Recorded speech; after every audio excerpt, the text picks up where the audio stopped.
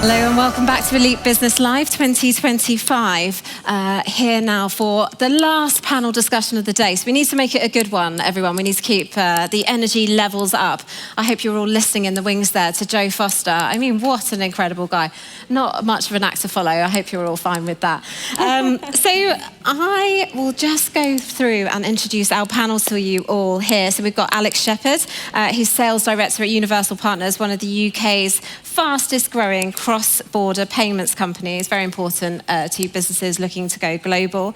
It means you've got loads of experience in helping businesses navigate complexities around international trade, particularly managing currency volatility, I believe is correct, and funding gaps, which are all really important things to take into account when breaking into new markets. More of that later. Welcome, Alex. And welcome to Julianne Ponan. Nice to see you today. So Julianne is the founder of Creative Nature, free from food brands, which operates in 18 countries around the world. Very impressive. Round of applause for Julianne. So you're going to have to tell us exactly how you've achieved that in just a second. Thomas Hal Robson-Kanu. You should have one of his little shots on your chair. Hope you're all feeling much perkier after a turmeric shot. So Thomas is the founder and CEO of the Turmeric company, but before that you were a professional footballer, so you'd have been in horror hearing Joe describe it as soccer, right? Indeed. And it's one of the UK's fastest growing health food companies, and you're stocked now in Sainsbury's and Holland and Barrett, that's right, isn't it? Correct. You're very welcome, Thomas. And last but not by no means least, great to see you again, Shalini. Founder, Chief Executive and Board Director at E2E Exchange, which is a thriving community of entrepreneurs and business owners who collectively contribute £230 billion to the UK economy. Is that correct? That's correct, yes. That's a very big number. Round of applause for our panellists. I think it's fair to say we find ourselves in interesting times, don't we? So we've reflected a little bit today already on the kind of macro climate. Obviously at the newspaper we're writing all the time about the shifting landscape. So how does kind of geopolitical uncertainty and all of those macro issues really affect your approach to expanding internationally? Julianne, I'd like to start with you. Is this something that you think about? Does it keep you awake at night? I think being a small but scaling business, I think you can only control what you can control.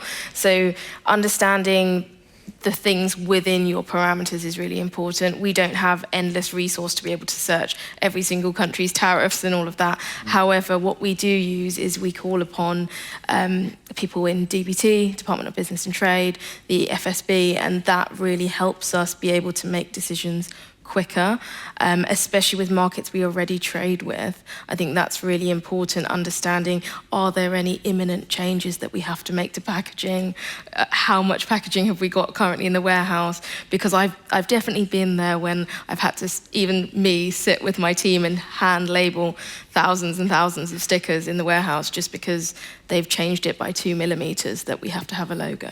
Wow. And let's face it, in today's ever-changing climate with Trump back in the White House, you never know what direction things are going to go in next. So what's your experience, Thomas, when you're thinking, so give us a bit of a flavour where you are in terms of the international expansion journey and if those kind of macro issues are things that you're thinking about? Yeah, so I think when we first launched in 2018, we had really good traction within the UK and we very quickly expanded into Ireland, launching into Dunnes stores. However, then obviously Brexit hit and it was a significant disaster.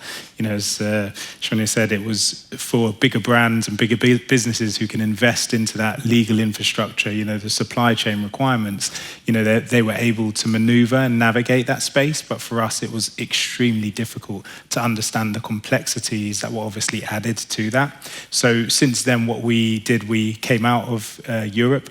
We don't see Europe as a market in the immediacy, but we began to look further afield into North America. Again, obviously, as you said, with the new administration, there's a lot of question marks being raised and uncertainty again. But then we began to look into other markets such as the GCC. So for us now, we're launching into Dubai and Saudi through retail this summer. And we also ship direct to consumer into the US.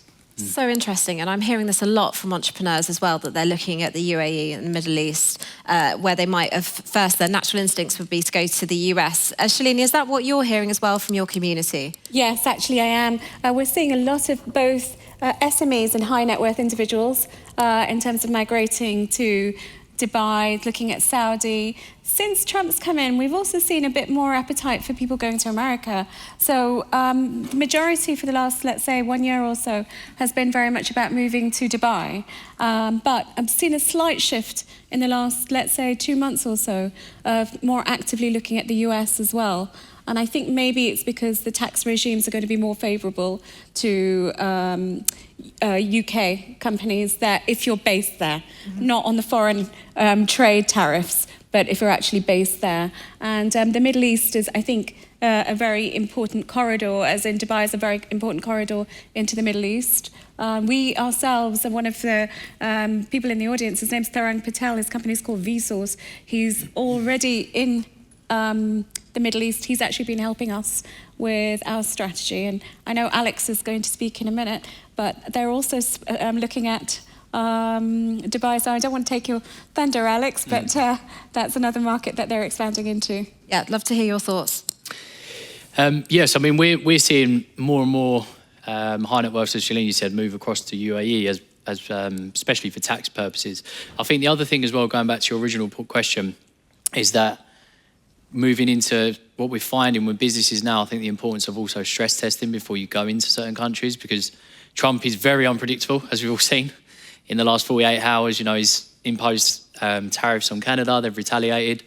And these things you cannot predict. So I think the important thing is knowing that first thing, do you have a demand for your products in the countries you're looking to export to? And I think the second thing is the leader that's running that country, do they have structure? Do they have guidance? Because right now it's very difficult if leaders in countries you're moving into don't have that to navigate. So isn't it safer just to go for a completely different market? I speak to entrepreneurs all the time who will talk even as far afield as kind of Australasia. Thomas, have you thought about Australasia? Yes, we have. And I think it's, again, an opportunity for us longer term, but specifically with our range, we're a fresh product. So we also manufacture all of our beverages, as well as obviously distribute them throughout the UK and obviously internationally. So that distribution chain, having that chilled supply chain is essential for us. So again, we're looking at areas where there's existing volume, existing networks that we can tap into. There's a lot of export going into, obviously Dubai and the GCC, as well as obviously internationally with America. So there's definitely opportunities, but as Alex said, I think it's really understanding, the existing frameworks and infrastructures that are in place and whether they're robust or will be changing or have changed in recent times. Internationalization is a massive opportunity for any brand, particularly obviously consumer. There's data and statistics which shows that if you internationalize as a business within the UK, so you become an exporter, you create 40% more productivity towards the business and towards the economy, but also from a resilience perspective, you're able to navigate changes which may happen through various different distribution channels, for example, UK retail or internationalization or D2C. So for us, it was a really important step within the business, and it's an area that we're looking to accelerate over the next few years. So just tell us quickly, sorry Shalini, I can see you want to jump in there. Tell us about the product. Why should we all be drinking turmeric shots, these turmeric shots that are around? Should I put one in my minibar in the hotel room tomorrow morning? Yeah, so we see ourselves as our generation's healthy version of Coca-Cola. So when it comes to health and nutrition, there is a health pandemic, which isn't always spoken about. There's never been more dis-ease than there is in the world today. There's never been more chronic illness, obesity. 1 in 4 kids leave primary school obese. Now, that fundamentally is driven through our food system. We're firm believers that, nutrition is medicine and medicine is food, and what you put into your body, you become. And a lot of our food system is high processed, ultra processed foods, which is having a detrimental impact on health. So our range is a range that I actually used as a teenager recovering from major surgery. It helped me reduce inflammation and pain in my knee naturally. And the long story short is 2.5 years of pain and trauma. My father created this blend, having conducted research into various areas around the world that used natural ingredients to reduce pain and inflammation. And within 6 weeks of using this blend, I was pain-free and was ultimately able to go on and have a career in professional football. Wow, that's an incredible story, isn't it? So, Shalini, I think you wanted to add a point to what Thomas was saying. Firstly, I completely agree with your view on turmeric. It's an Indian thing that obviously a lot of Indians have turmeric in our food, but the turmeric shots for my team, I think 80% of my team have turmeric shots every morning, and it's exactly for this reason. Are they Thomas's shots? That's what we need to know, Shalini. Sorry? Are they Thomas's shots? I hope so. I have to check. They will be now. I have to check. They will be now. So what I wanted to say was, I think one of the things in that decision around where you go internationally is actually local people. I think we shouldn't underestimate the importance of having people on the ground that know the markets, that know how to do business in those countries. So if it's a choice between Australia and Dubai, let's say, if you have good local people in Australia, there's a lot to be said for that. That's just the point I wanted to make, is the local presence. Great point. Thank you very much. Julianne, let's come back to you, because obviously you're exporting around the world. Tell us about some of the markets you're in, and have any markets gone wrong? What have been the most difficult ones? Well, yeah, we're in 18 countries now, and we just went back into Ireland this week. So I'm really excited. We launched across all Super Value and Aldi stores. So that was really cool to get back in 5 years later from where we pulled out of it all. So that's a big achievement there. But in terms of markets, when Brexit happened, what we decided to do as a business was pivot and say, it's too difficult to trade with the EU. It's very uncertain. We don't know how much stock to hold. We don't even know if people are going to take the risk. One big retailer pulled out with us as well because they didn't trust that the UK would be able to supply. We then went further afield, though. Then we went to the Middle East. We supply now Dubai, Kuwait, Oman, Saudi, into Spinneys, Carrefour. And these were markets that I saw because I suffer severely from anaphylaxis, which is why I started the brand. And I'm lucky that I've suffered from anaphylaxis because I actually know what's going into my food, which is great because I have to check every label. The Middle East in particular, we did a lot of research into what were the stats, how many people were suffering from anaphylaxis, was there a death register, what are people crying out for in their food? And we found that there was such a high percentage of lactose intolerance. So that's why we knew that there was a market there. Similar to Australia, 1 in 10 adults have a food allergy. It's about really understanding your consumer base, because once you go into market, you then have to sell your product off shelf.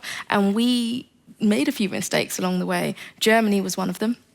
We sold into a German retailer, not really understanding the market, just sort of scattergun approach, and someone wanted to order and go. What we found was we couldn't get the consumer to buy into the product because we didn't have the right certification.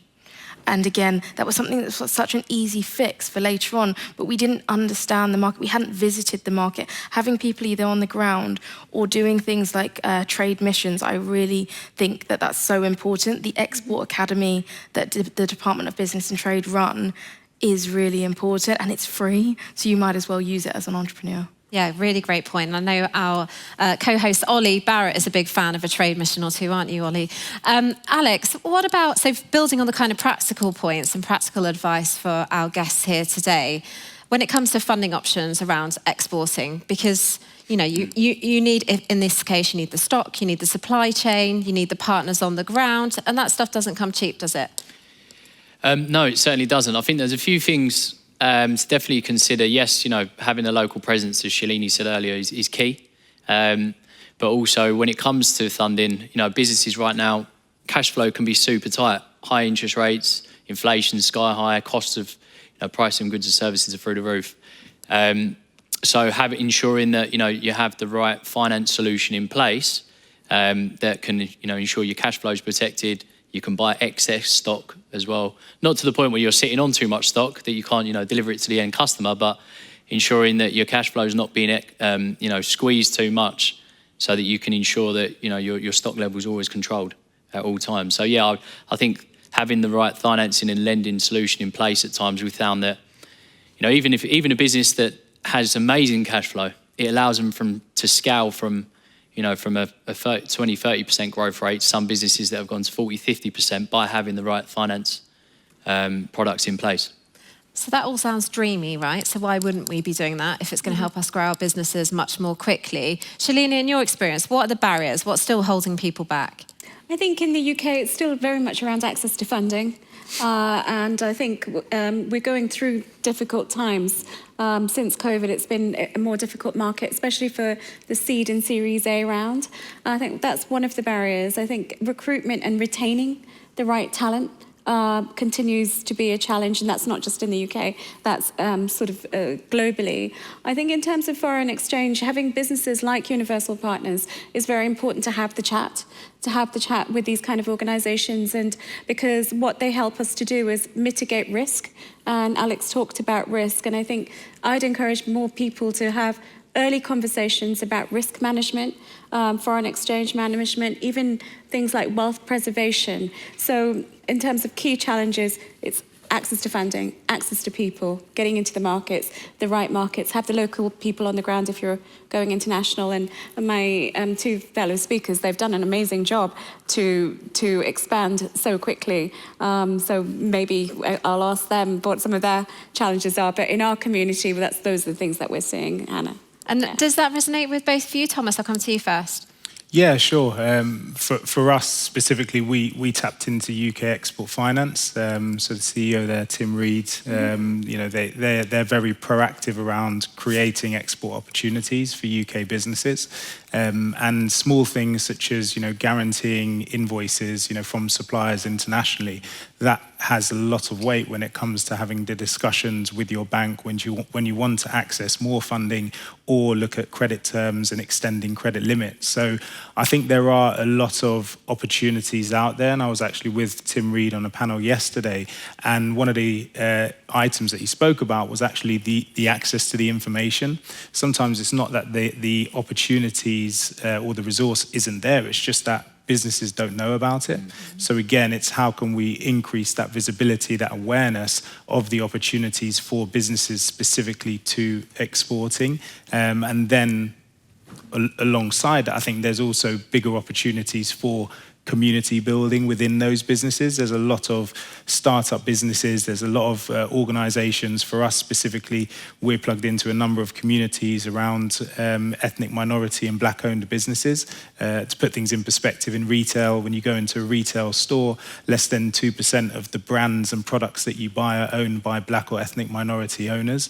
So there's alarming statistics, but there's also opportunities within that data, and I think building communities around the information and almost creating a blueprint of what good looks like is a big opportunity to help encourage that productivity and growth. Mm-hmm. Julianne, I'd like to hear your thoughts as well about that kind of community aspect and learning from other entrepreneurs who've kind of trodden the same path as you. Do we have questions out in the audience? We do. So can we get Ava, if we can get a roving mic, please. We have one lady here in the front row and another lady just back here in the third row. Thank you. Hi. I'm really interested because you've got two food brands here.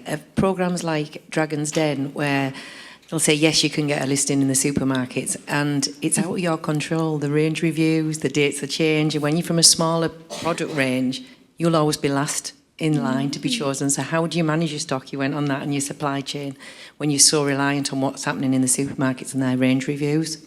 I've been on Dragon's Den, so yes, I said no to the funding, so I bootstrapped it instead. I completely agree from you. It's not as easy as it looks. I probably shouldn't say this, but I've turned up at head offices when I shouldn't be there. I've stalked buyers. I've put my product on people's cars. But I think above all of that, it's about really understanding what market you're trying to carve out. If you can show the solution at the end and show that you're bringing incremental sales to the category, and you can ideally demonstrate that with a pilot, then they will listen. And I think that's the thing. They're so busy. The buyers have become like celebrities. And to get in, like we are in Tesco, Sainsbury's, Asda now, but it took years of banging down those doors. But now we have a carved out category of no, we're not like Unilever, we're not like Pepsi, we're not like Coke. Actually, we have our own unique value proposition. And yes, we are higher priced, but we are proud to be higher priced. That's some great points there. And I must just add one quick thing. So somebody I interviewed not so long ago, I remember him telling me that when he sent things to buyers at supermarkets, he'd switch up the packaging so they didn't know it was from him. So one time it would be in like a shiny pink bag and then it'd be in a massive box, even though it's a really tiny product. I thought that was something worth stealing. Thomas, have you got anything to add to the lady's question? Yeah, sure. It's a great question as well, because actually a lot of the smaller businesses and brands, particularly within the CPG space, they're actually sitting in new categories as well. You know, so you're not only trying to steal shelf space from established businesses, you know, which really they own the monopoly. You know, they're vertically integrated already and they own dozens of brands. You know, for us in the juice category, you can actually walk into a fixture in any retailer and all of the products on shelf, even though they are 50 different brands, are actually owned by 5 organizations. And so what we're having to do, and the challenge for us, is actually create a new category which steals shelf space off the legacy products, brands and players in the space, but ultimately drives a higher level of performance. You know, like Julian said there, like you have to prove out the rate of sale. And really the only way that you can do that is firstly by building brand and understanding really what your consumer is looking for and building that trend, and ultimately that eventually pulls through in rates of sale, retention rates, incremental growth within the category, and adding ultimately to the buyer's objective, which is to sell more and to generate more money. So yeah, it's challenging, but it can be done, and you know we're two examples of doing that. Exactly that. Now let's come to the lady here. Hi everyone, thank you so much for a really insightful panel. My name's Natasha and I am the vegan patty lady, so I'm really excited to speak to especially Julianne. Basically, my question is based on we've grown pretty quickly. We're only 18 months old and we're launching into Ocado at Easter, but our problem is scaling manufacturing, being a free-from product, with third-party manufacturers being really like edgy about like cross-contamination. And so I'm struggling to find third-party manufacturing. I just don't know if you've got any advice about trying to get into manufacturing without, you know, budget to make your own manufacturing facility. Is there anything you could suggest or advise to help? It's certainly a lot more expensive than it was when Joe Foster set up his factory for 500 quid, as he was telling us earlier, right? Julianne, it's got to be a question for you. Well, firstly, you are amazing. I've been following your journey, so huge congratulations. Yay! 18 months into Ocado, that's incredible. Congratulations. But for me, so I had the same problem, so I had to set up my own lines. You can actually find factories that will, if you buy the equipment to put in, they will segregate the whole area and wall off. That's exactly what we've done, because we couldn't afford to lease a whole factory, but what we could do is buy the line. Other than that, you could go to things like BRC, Soil Association, DEFRA. They will give you lists of manufacturers, which you can go down. There's also brokers that you can do like a no-win, no-fee. If they find you the right manufacturer that ticks all your boxes, because you don't have the time to ring everyone, then you'd have to pay a fee for that, but it's probably worth it. I didn't have success because I wanted to keep manufacturing in the UK. I didn't want to go abroad. That was my own personal views. So it depends what you want to do, but I hope you can find someone. Yeah, Great. Connect with me. Yeah. Great advice. Thank you very much, Julianne. So we're almost out of time, but before we leave you, I think I'd like to end with one last quick tip from everybody on the panel. So your top tip for earnest exporters who are looking to take that first step into exporting. Alex first, what should they know? It's actually 2 that I'll just add. Right? The first thing is something that usually gets missed a lot. When exporting, currency just gets completely forgotten about. And you could be exporting into a jurisdiction that the currency moves 30 to 50% a year. Suddenly a budget could happen. You know, the budget 2-3 years ago, the pound fell 25% against all currencies. So the first thing is don't forget currency. Ensure that you're hedging against your risk if you can forecast your overseas revenue. And the second thing is having access to a local named bank account where you can receive and make payments from in the jurisdiction you're looking to export into. which can be managed from the UK. Okay, great advice there. Thank you very much. Two, that was, we let you have two. Julianne? Find the right partner, the distributor, and know the differences between an agent and a distributor, because if you sign a contract with an agent, you can end up paying them forever. So be very, very careful with that. Really good advice. Thomas? I would say have real clarity on your value chain. And again, you know, what Alex said there, currency exchange also plays a role in that, but really understanding what that route to market is, what margins are happening, whether it's through the distributor into the retailer, whether it's direct, the logistics and shipping costs, export duties, customs clearances, and then laying that on top of what your existing cost of goods in landed within the UK. So really having full clarity on that and having that adaptable and being able to change that over time, because everything changes. So that's a big one for me. Great advice. Thank you, Thomas. And Shalini, final word to you. Sure. I think once you've done all those things, what I would suggest is foreign exchange, talk to universal partners for sure, and foreign exchange is key. But the other thing I think is very, very important is to make sure that you start with, as you said, the right distributor, because if you choose the wrong distributor, it puts you off the whole time. My brother's in denim. He's exporting denim, and actually I've seen lots of different challenges when he's got the wrong distributor. So distributor and foreign exchange, but I'm a big fan of Universal, hence I'm telling you to go for You've plugged it more than he has. Yes. Amazing. Thank you very much. Please thank our panellists today. Thank you. Shalini, Thomas, Julianne, Alex. Thank you very much.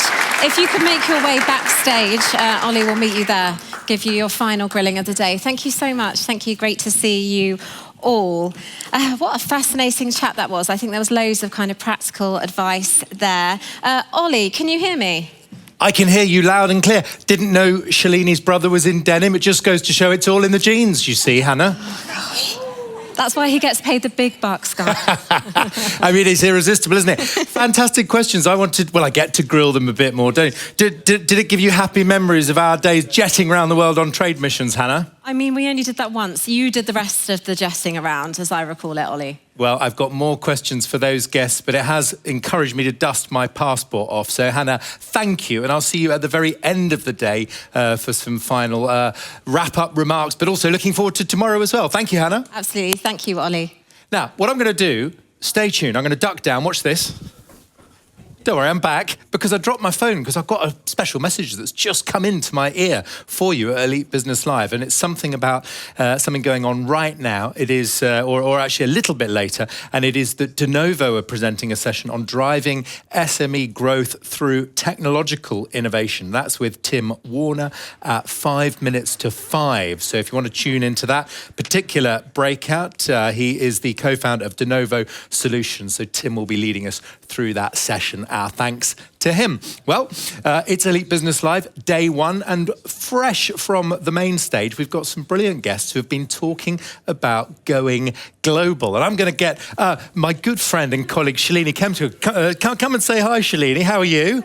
It's very nice to see you. Thank you. Nice to see you, Ollie. Well, we'll say hello to our viewers tuning in live. How's life? Good, thank you, Ollie. It's much better now that I'm in your company. I saw, thank you. I saw something hot off the press about a new list of 100 brilliant entrepreneurs. Tell us about that. Yeah, so today we launched the E2E Female 100. So what it is we work with Experian, we work with Credit Safe, and actually Universal Partners is our headline partner for producing these tracks. So we produced 6 tracks. It's all in the independent newspaper, and today we celebrated the launch of the Female 100. It's the fastest growing private companies in the UK, led by women. So we had companies like Trini London, Astrid and Mew, and so many great businesses Fantastic. today. And you're shining a spotlight on them. So yes. You speak to so many entrepreneurs. What's the sort of, I'm asking you to generalise, Shalini, Sure. but what's the sort of mood in the camp when it comes to British businesses' appetite and ability to connect globally? What are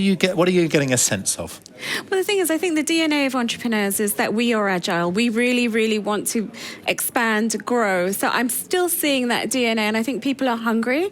But with all of the challenges that we're having right now, with all the changes in the world, And so it's good to see that. I think the sentiment in the UK, it's more challenging. Things like national insurance contributions going up, so people are exploring whether they recruit people internationally, more virtual staff, more online staff. So the positive thing is that because of the DNA of the founders and business leaders, we stay strong. Yes, Yeah. good. Yeah. And on that, we've been speaking at Elite Business Live over the years. Yeah. Is there a part of the world that the founders you're in touch with are looking at more than they might have been even a couple of years ago, where I suppose the temperature's rising on that radar? Yes, it's very clearly the GCC, Dubai is very clear. This is across the Gulf region. Yes, but mainly in Dubai we're seeing, and also now more people are actually exploring Saudi because they're seeing that Saudi is a place that's yet to grow more. Mm-hmm. And the government, the Saudi government is pumping money in to SMEs and giving tax incentives. I've also noticed, Ollie, for the last 2 months or so, more people thinking about migrating to America and maybe being in America. So not so much about the trade with America, but actually locally relocating there. And of course, for just $5 million, they can do that. Yes, just $5 million. Just with their special new card Yes. From President Trump. On the flip side, I suppose is worth just reminding ourselves of why the businesses that do HQ themselves in Britain might be an advantage and how that plays to their advantage. I think there's a lot of advantages of being in this country. I mean, we have all of the tax advantages around SEIS, EIS to raise money. I think in terms of actual global location, it is a corridor for America, it's a corridor for Asia, for Eastern Europe. So I think there's a lot of different things. We're still a financial hub. We're still physically a great place to travel from. I think in terms of other dynamics, like other incentives, there's a lot of incentives in terms of good talent here, good skills, the creative industries, high quality people, language. There's so many. So I still think the UK is a brilliant place to be. Yeah, and we can talk ourselves out of that, can't we? No, it's the best in my view. And I'm always interested in what E2E has got up its sleeve coming next. Just give us a glimpse of where you want to do more, because you're in the business of connecting entrepreneurs with each other and with the world. Yes. So we're just started testing our app. So our app should be launched in about 4 weeks' time. So I'm really, really exciting. It's taken me 2 years to build this app. So if the testing goes well, we'll launch that. We are also looking at Dubai. So opening an arm of E2E in Dubai. So we're looking at all of that. So hopefully later this year, we will be there. Well, let's talk more about it. It was a great honour for me to host the Dubai Business Forum this year. So we should compare notes. Shalini, Khemka, always wonderful to see you. Thank you very much. Thank you. Always a privilege. Thanks, Ollie. So have a look at that. Have a look at that E2E 100 of brilliant female founder businesses. See you soon. Thank you, Shalini Khemka. So here we are at Elite Business Live, working our way through a brilliant list of global thinkers. Why don't we see if we can get Alex? Is Alex with us? Alex Shepherd.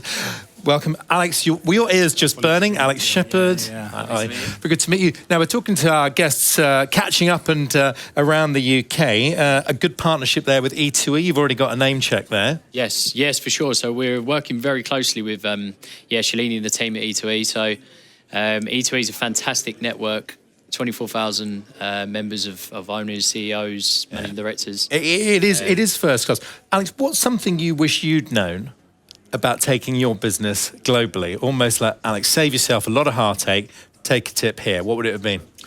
I would say, first things first, expanding into a new jurisdiction. We've actually, funny enough, recently, in the last 14 months, expanded to Malta. So we've got a local presence now in Malta.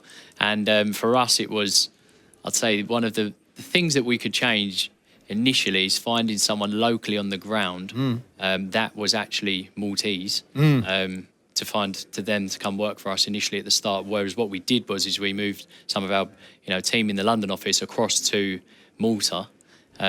Which worked. Well, there's a good argument for that, isn't there? Because it's your DNA. They're evangelical, Yes. But why did you need them? I'd say yes. There's definitely the perks for sure, because they know, our culture, they know our, way of working. But on the other hand, we had to, there were some painful challenges that we had to face that could have been prevented should we had people on the ground initially. Thank you for sharing so honestly. So on that global journey, could be Malta, could be somewhere else, who became your trusted connectors that helped you find the right people on the ground? Help us break it down. Yeah, so it was we thankfully we've got some good NEDs within our business, non-exec directors that have they've been brought in that have got experience of global of expanding internationally into these jurisdictions. So yeah, albeit we learnt the hard way.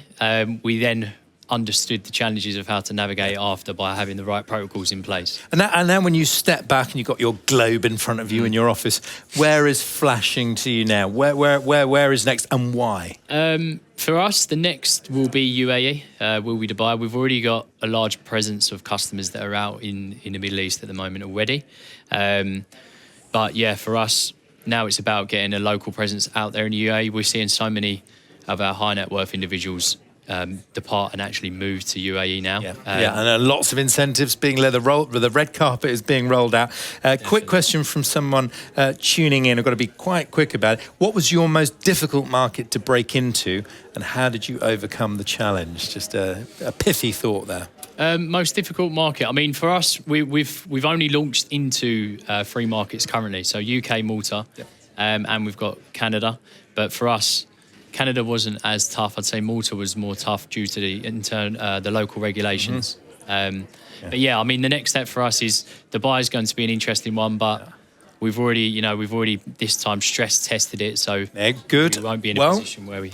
Keep us posted. Canada now with a central bank governor at the helm of Canada. Definitely. It's time for a second shot at that. Thank you very much indeed, Alex Shepherd. Good to see you. Yeah, thank you. That's Alex, leading Universal Partners, one of our brilliant panellists today. Let me bring up our next guest, Thomas. Very good to see you.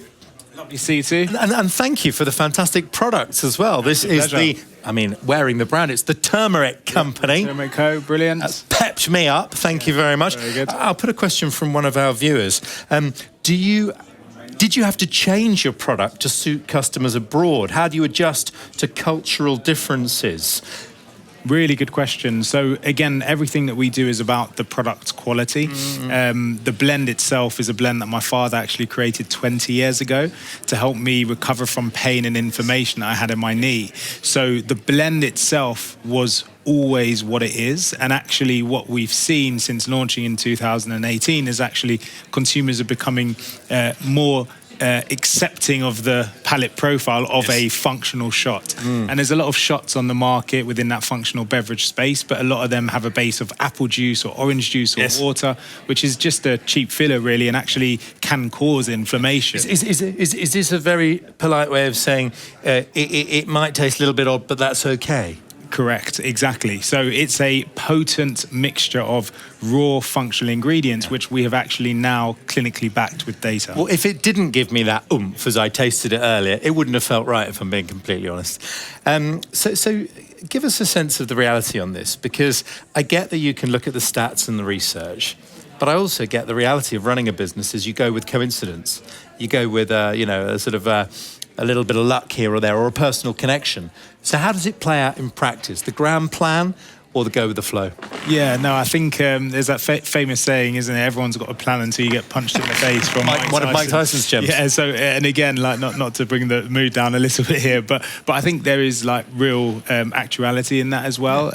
It's always important to plan, but actually what is a determining factor of how successful you're going to be, and again, I'll relate it to my own personal experience, is simply how much you're willing to persevere through challenge, and then also how able are you to adapt to change. And again, a lot of the large businesses which we're so used to now actually didn't start with the service or offering that they originally had. Well, and ringing in our ears, the Reebok story, Joseph Foster on stage today. Very briefly, 20 seconds. What's next for the Turmeric Co? So for us, we're going to be launching some really big international plans. We're going to be making our product more available across retail within the UK. But the exciting thing that we're doing is really creating evidence through clinical backed research of our product, helping consumers' health. All right, now I'm digging for even more of a scoop. Where in the world might that take you, Thomas? If you're giving us any clues. It's going to take us hopefully eventually everywhere. You know, we have a long-term target of servicing 100 million customers customers globally. So I think that means we're going to have to touch every realm of the world. All right. Well, shots fired, as they say. This is exciting. Stand by. Thomas, ex-professional footballer, I note as well, but the founder and CEO of the Turmeric Co. Very good to see you. Thank you very much. Thank you very much. Take care. It's brilliant, isn't it? What a great range of businesses and brands we have at Elite Business Live this year, as every year, as we sort of rush towards the end of our first day. And I get joined by my brilliant co-host, Hannah Prevett's here. Oh, reunited. Hello, Hannah. We're reunited at last. What a brilliant lineup. It has been a brilliant lineup. And I must say, I mean, it's all been fantastic. But Joe Foster, legend, just what an absolute star. And you could hear a pin drop. Just everyone was just hanging on his every word, and it was just such an honour, actually. I totally agree. And what was very interesting is when Sam from the Superscaler spoke, Sam Smith, she talked about those inflection points and the doubling and then Joe Foster comes and tells a story of how they're doing $9 million 1 year, and 4 years later they're at 900. Yeah. Just extraordinary stuff. So, and that's what I like about Elite Business Live, right? Because you get all of those different kind of, as you say, inflection points along the journey. Yeah. And I think that feeling of community, and as Sam was saying, you're not in it on your own. Like everyone gets stuck and it will be okay. Yeah. I just think that's such a powerful message. And that thought of there being many different paths. So raising funding won't be for everyone. But if you decide to go down that, then here are some other options, right? But also, what do you do if you don't know an investor, if you don't know where to go for funding? So I thought that got me thinking about the power of joining the dots, pointing to good things. And we are joined by a host of brilliant partners on that to help us along the way. Hannah, if we were turning our minds to tomorrow, we've got a packed day. We have got a packed day. As you would say, you're putting your feet up in the morning while I'm on the main stage. And obviously we're kicking off. I can only apologise. It's actually not as easy as it looks back here. I mean, you're in the bright lights. I mean, it's full on. Right. Really full on. So tomorrow's keynotes, our viewers can see. Yeah. I mean, very recognisable indeed. There is Chris from Cheeky Panda. Cheeky Panda. Cheeky Panda. Do you want me to take over? But of course, first up in the lineup, we have Joseph Valente, who I'm really looking forward to hearing from, and I tell you why. I think often we don't talk about the trades enough. Yes. So it's all about tech. It's all about tech businesses, sexy consumer businesses, but actually so many businesses are in the trade sector. Yes. So talking about how to help those tradesmen and women grow. Yes. It's really powerful stuff. All right, well, let's see that slide again, because if I lean in, I can actually see things. One of my favourite entrepreneurs of all time, Shah Wasmond, is going to be here.